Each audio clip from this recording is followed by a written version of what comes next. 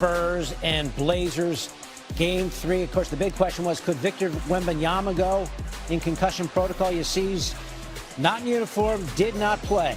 Blazers down a point in the second. Drew Holiday, he did play, and he played in a big way. Blazers take the lead. Then Denny Avdia drives and kicks to Scoot Henderson. Scoot had the big game, too, had 21 more in this one. Blazers up by 7.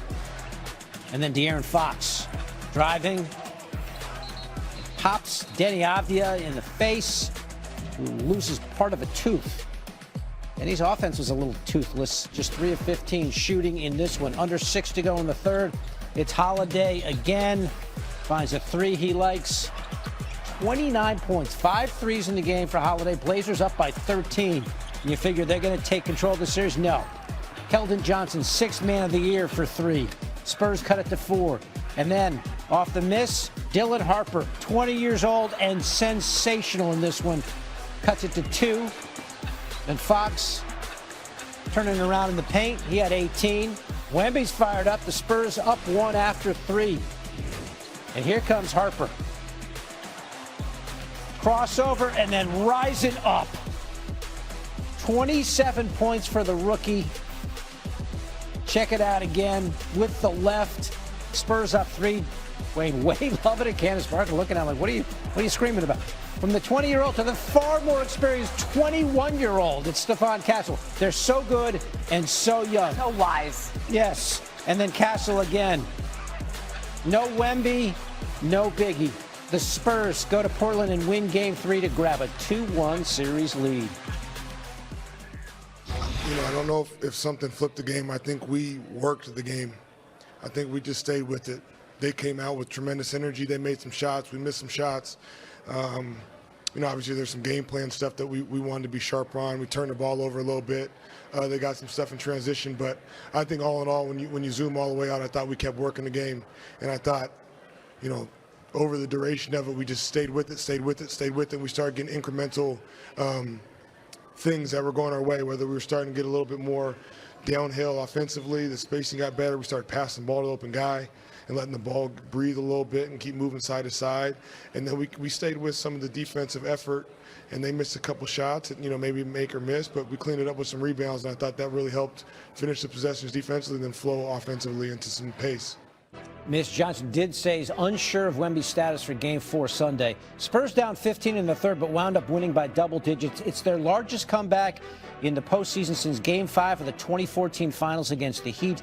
The Spurs also won that game decisively and clinched their most recent championship.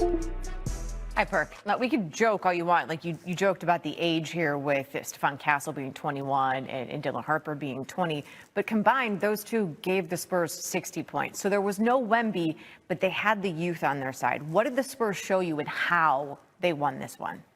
Well, Nicole, you know who's looking like a big joke? Me. Because I thought the San Antonio Spurs was going to lose this game tonight without Victor Wembanyama, and they proved me wrong. And what we witnessed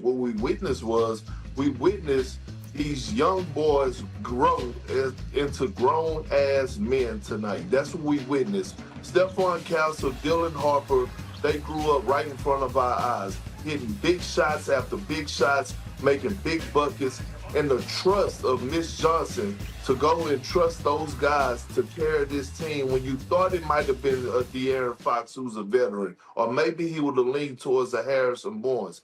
This moment right here is going to help the Spurs down the line. Huge win, most important win and the biggest win of their season, and they're going to continue to build from this. And now, all of a sudden, they get home court advantage back. Just want to say that the veteran that is De'Aaron Fox, he is the veteran, but he's still only 28. Just saying. Yeah. Well, that makes me old. Me too, buddy. Me too.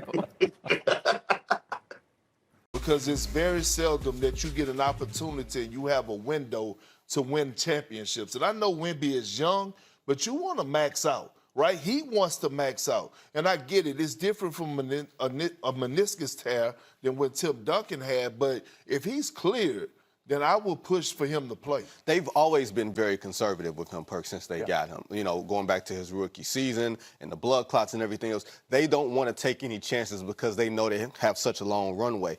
we didn't expect anything from this San Antonio team going into the season. They're still kind of playing with house money. There's no championship or else edict right now. And generally, you should be able to win a road game in Portland. I understand that they're inexperienced. If you look at it, they had a double-digit lead with 6 minutes left. They had to fully collapse for them to lose last night. So I still would have some confidence in them that they'll be able to get a road game. You don't have your defensive player of the year in the lineup, and that's where. Can the Spurs stay alive, though, now without Victor Wembanyama? Well, I think they're still going to win the series. I don't know if you're going to see Wembanyama in Portland. It'd be very interesting. I don't think he's going to play Friday. Right.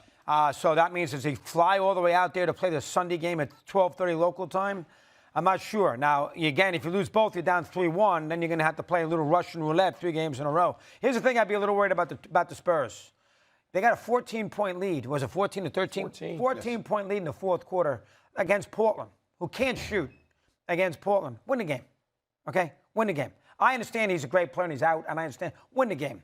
Don't put yourself in this situation. These are the Trailblazers who won 42 games. You got to put that game away, and you're building up by 14 points in the fourth quarter. I mean, it's not as bad as the Knicks, who obviously had everybody playing, or the Celtics, who got close and lost. But that was a very alarming thing, that they couldn't figure out a way to get enough baskets to hold Portland off, even without their best player. That would concern me. But I do think you'll see Wembanyama. I don't know if you. I think the key to me would be Game 4. They're not. I'd be shocked if he plays Friday night. Same here. Game 4 is the key. Now, listen, Portland's going to be good at home on Friday night. They're probably going to lose that game. Portland's going to be good at home. So that means if he don't play Sunday, you're 2-1 down. You might be playing for your life on Sunday afternoon, because even with Wembanyama coming back down 3-1, you're going to win 3 in a row, one of those on the road. That's not that easy. Well, the average number of days missed is 9 with a concussion. That's the NBA. good job. Average number of days missed. Now, I'm looking at it, too. I'm thinking, okay, there's no way Friday night. If you're the Spurs, you're saying to him no, even if he wants. By the way, you know about flying in pain because you just did it. No. We don't know if he can fly. We don't know if he even will be cleared to fly. This is not like this series in San Antonio, Dallas, and you put him in a car and drive him. This is not that. So you look at the average number of days. Can they put him on the floor Sunday? But here's been my concern about San Antonio, and we talked about this yesterday on a number of shows. And I don't think San Antonio can win this year. I think they're going to win multiple championships. I think Wembanyama is going to win multiple MVPs. He's going to be the face and the energy of this league and of worldwide basketball for a long time. But it doesn't mean you're ready to do that without great disappointment first. The history of this league is you get your feelings crushed as a team. Russell, Magic, Tim Duncan, they're the only exceptions. Everybody else, including Larry Bird, Michael Jordan, LeBron James, Kobe with air balls against each other, they all get not just disappointment, but the disappointment that leaves them wanting to be in bed, covers pulled up until August. That's what San Antonio hasn't encountered yet. That game last night, Chris, they didn't know enough. They didn't know how to finish the game. Of course they wanted to. They're missing their best player. They're missing their leader. They did enough to get there, and they didn't know how to close. That game can haunt them because, as you mentioned, if you go now, you can't drop that second game in Portland and come back 3-1. We've seen most teams can't come back from that. So I think they're in a little more trouble depending on Wembanyama and whether he can get back, what they're willing to risk, Stephen A. It's a big risk to put him out there in concussion protocol. He was knocked out. When he was on the floor, that was clear he looked like he'd been hit by Mike Tyson in 1989. Shane, want me to go back? Going back. I just did that to annoy you. Go back. Unless of course you're talking about Bruce Seldon, who got knocked out and never got hit. I mean, Tyson woofed by him. We and he were went at too down many of those and stayed things. down and then got up and hugged him at the count. You think he's coming back Sunday? No, not Sunday. Yes, I don't think that I agree with both of you. I don't think Wemby will be back Friday. I think it will raise too many suspicions on the part of the NBA and others. They're not going to let that happen. He can't come back Friday, not after what we saw last night. But I'm going to tell you something. I don't have San Antonio losing this series. I have them winning this series. I believe in De'Aaron Fox. I believe in Stephon Castle. I believe in Vassell. I believe in Barnes and these brothers. I mean, they can play now. These are not scrubs. It's just that you got somebody like Wemby that you can rely upon, so you do so.